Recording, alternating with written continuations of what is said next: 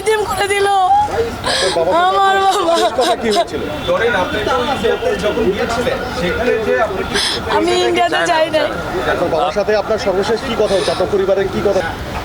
আমি আমি আমি চিনি না, আমি চিনি না, কিন্তু আমি চিনতে চাই। এবং আমি হারুন স্যারকে আমি বলে এসেছি যে আপনি আইডেন্টিফাই করেন কেন এরকম হলো, কারণ আমি ল পড়তেছি, আমিও কিছু আইনের নিয়ম জানি। আপনি ইনভেস্টিগেশন করুন, আপনি দেখুন তারা কারা, আমাকে চিনা দরকার, আমি চিনতে চাই, আমি প্রকাশ্যে তাদের মৃত্যু দেখতে চাই।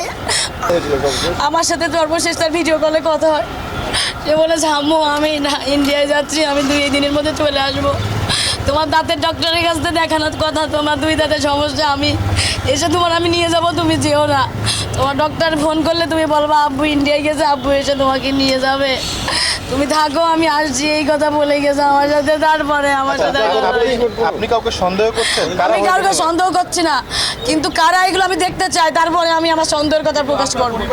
আপনার কি সন্দেহ? না আমি এরকম কোনো কিছু পাচ্ছি না, এরকম কোনো কিছু আমি এখনও পাইনি। যাদের আসামি ধরা হচ্ছে বা ধরা হয়েছে, যাদেরকে এখনও ধরার পরিকল্পনা চলছে, তাদেরকে আমি ধরতে বলেছি এবং আমি সহযোগিতা চাচ্ছি, তাদের ধরুক, তাহলে অবশ্যই কোনো না কোনো কিছু বেরিয়ে আসবে। আমি কোনো কিছুই জানি না, আমি জানলে আমি তো তাহলে জেনেই যেতাম। আমার বাবা, আমি কি চাইবো?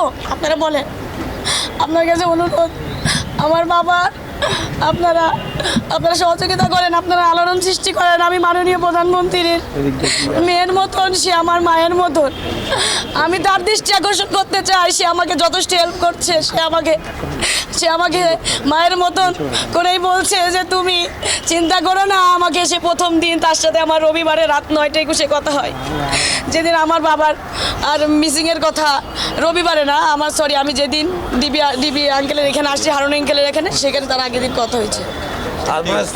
প্রধানমন্ত্রীর হস্তক্ষেপ কামনা করছি, সে করছে, প্রধানমন্ত্রী আমার আশ্বস্ত করেছে, আমি ইনভেস্টিগেশন চালাচ্ছি, আমি সব রকম চেষ্টা করতেছি।